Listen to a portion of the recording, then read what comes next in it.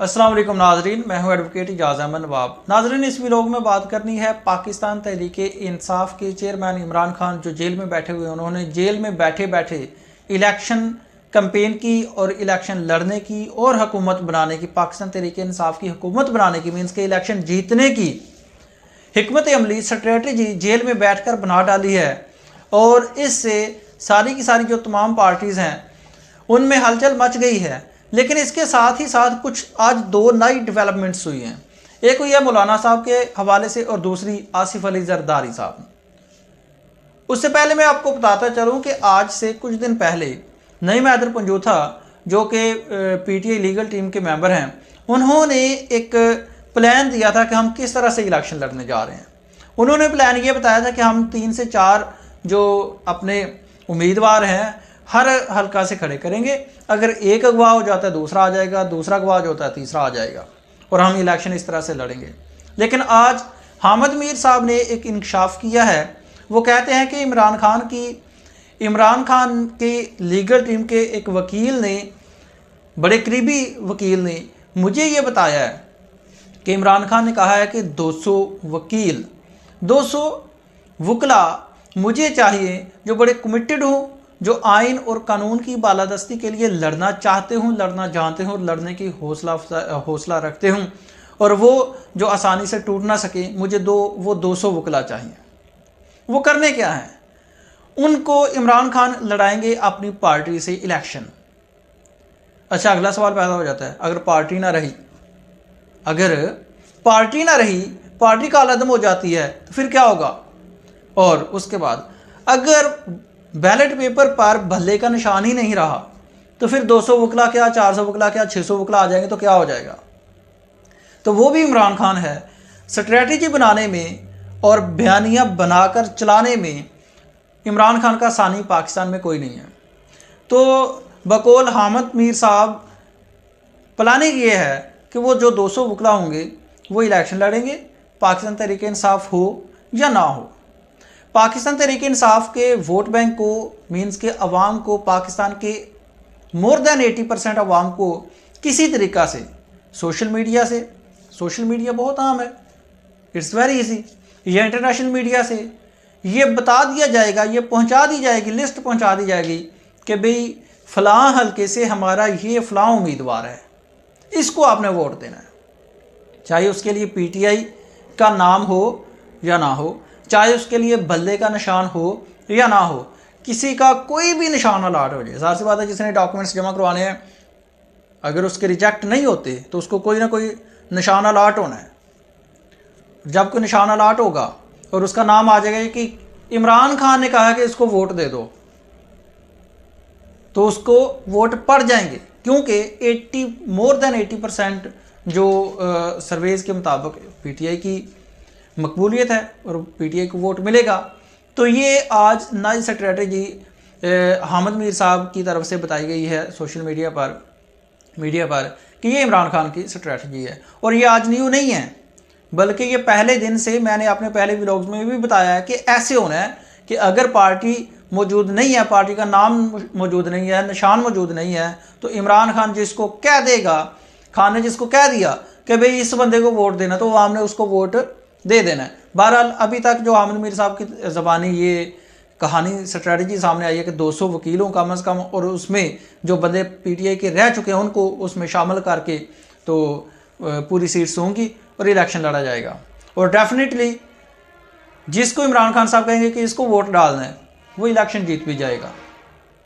वो चाहे फ़र्ज़ किया उसके पेपर्स एक्सेप्ट हो जाते हैं, किसी के पेपर्स एक्सेप्ट हो जाते हैं, वो बंदा रहे या ना रहे, मतलब अगवा हो जाए या जेल में चला जाए या जहाँ मर्जी चला जाए, वोट तो डालना है और उसका नाम वो बैलेट पेपर पे होना है, तो फिर वोट पड़ेगा।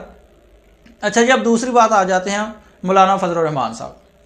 मौलाना फजल रहमान साहब ने आज एक स्टेटमेंट दी है और ऐसे लग रहा है जैसे वो इलेक्शन से फरारी तो वैसे पहले दिन से ही चाह रहे हैं, लेकिन केपीके का जो इलेक्शन है, ख़ास तौर पर केपीके का जो इलेक्शन है, वो शायद मुलतवी होता हुआ नज़र, शायद। अच्छा, वो कहते क्या हैं? अभी तक तो इलेक्शन 8 फरवरी को हो रहे हैं, बाद की सिचुएशन का पता नहीं, लेकिन अभी तक हो रहे हैं। लेकिन मौलाना साहब ने जो स्टेटमेंट दी है वो इसी तरफ इशारा कर रही है कि भाई इलेक्शन मुलतवी होने चाहिए। वो क्या है? फजलुर रहमान साहब कहते हैं कि अभी मैं आप पर वाज़ह कर देना चाहता हूँ कि सूबा खैबर पख्तूनख्वा में और सूबा बलूचिस्तान में इंतखाबी मुहिम चलाना किसी उम्मीदवार के लिए बहुत मुश्किल हो रहा है। कम अज़ कम मैं अपने बारे में तो ये कह सकता हूँ कि हमारे हलकों में हमारे लिए कैंपेन चलाना तकरीबन नामुमकिन है। तो ये जनाब स्टेटमेंट थी मौलाना फजलुर रहमान साहब की कि हमारे हलकों में हमारे लिए कैंपेन चलाना तकरीबन नामुमकिन है। तो ये क्यों है? इस वजह से नहीं है। देखें ना, अब हालात नॉर्मल हैं अल्हम्दुलिल्लाह। पाकिस्तान में इस वक्त हालात नॉर्मल हैं। कोई थ्रेट्स वगैरह जो होती हैं कि दहशतगर्दी की, वो अल्हम्दुलिल्लाह अल्लाह का शुक्र है हमारी एजेंसीज़ के मेहनत से इस वक्त बिल्कुल मामलात क्लियर चल रहे हैं। मौसम भी साफ़ है। जो मौलाना साहब कह रहे थे कि जी वो तो देखें फरवरी को तो 8 फरवरी को बर्फ़बारी बड़ी होनी है, तो किस तरह से इलेक्शन होगा? तो इस वक्त तक तो मौसम भी साफ़ है, इस वक्त तक तो हालात भी साजगार हैं, इस वक्त तक तो सवाई पीटीआई के सभी को लेवल प्लेइंग फील्ड भी मिली हुई है। तो फिर ऐसी कौन सी ताकत है, ऐसी कौन सी चीज़ है, ऐसी कौन सी मजबूरी है कि मौलाना साहब अपने हलके में जाकर इलेक्शन कैंपेन नहीं कर सकते? तो वो मजबूरी मैं बता देता हूँ। वो मजबूरी है इमरान खान की मकबूलियत, अवाम की ज़िद और पीटीआई का वोट बैंक, और वो जो जंग में हुआ है वो। इस वजह से मौलाना फजलुर रहमान साहब जो हैं उनके लिए मुश्किल है इलेक्शन कैंपेन करना। और तीसरा आसिफ अली जरदारी साहब। आसिफ अली जरदारी साहब ने स्टेटमेंट ये दी है, आपने देखा होगा पिछले कुछ दिनों में बिलावल भुट्टो साहब बड़ी तनकीद कर रहे थे, हमें लेवल प्लेइंग फील्ड नहीं मिल रही जी, निगरान हुकूमत पर तनकीद। और PMLN को कह रहे थे जी महंगाई लीग, और जो 16 माह की जो हुकूमत है उस पर तनकीद करते नज़र आ रहे थे। लेकिन अब आज आसिफ अली जरदारी साहब ने स्टेटमेंट दी है कि पाकिस्तान में जो इंतखाबात हैं वो शफाफ होने जा रहे हैं और हर किसी को लेवल प्लेइंग फील्ड मिल रही है। यकसर बयानिया बदल गया, यकसर तब्दीली आ गई।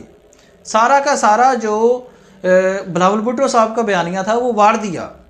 लेकिन इसके बाद भी खबरें ये हैं कि यूं ही आसिफ अली जरदारी साहब की तरफ से ये स्टेटमेंट आई है, कुछ हलकों में वो हलके जो समझ बैठे हैं कि हम वज़ीर-ए-आज़म बन चुके हैं, मुल्क हमारा है, उनमें बेचैनी की शदीद लहर दौड़ गई है और उनकी दौड़ें लग गई हैं। और आसिफ अली जरदारी साहब को ये भी सुनने में आ रहा है कि शायद कोई ग्रीन सिग्नल मिल गया है, पता नहीं कहाँ से उनको ये बैठे बैठाए ख्वाब आ गई है कि पिछले 1-1.5 महीने से ये कैंपेन चला रहे हैं कि कोई लेवल प्लेइंग फील्ड नहीं है, पीटीआई होगी तो इलेक्शन साफ शफाफ होंगे और वगैरह वगैरह। लेकिन आज अचानक से इलेक्शन साफ शफाफ नज़र आना शुरू हो गया आसिफ अली जरदारी साहब को। इसके पीछे कहानी कुछ और है, और वो ये है कि दौड़ें लग चुकी हैं उनकी जो समझ चुके थे कि हम वज़ीर-ए-आज़म बन गए हैं। तो ये आज की स्ट्रेटजी थी इलेक्शन को लेकर।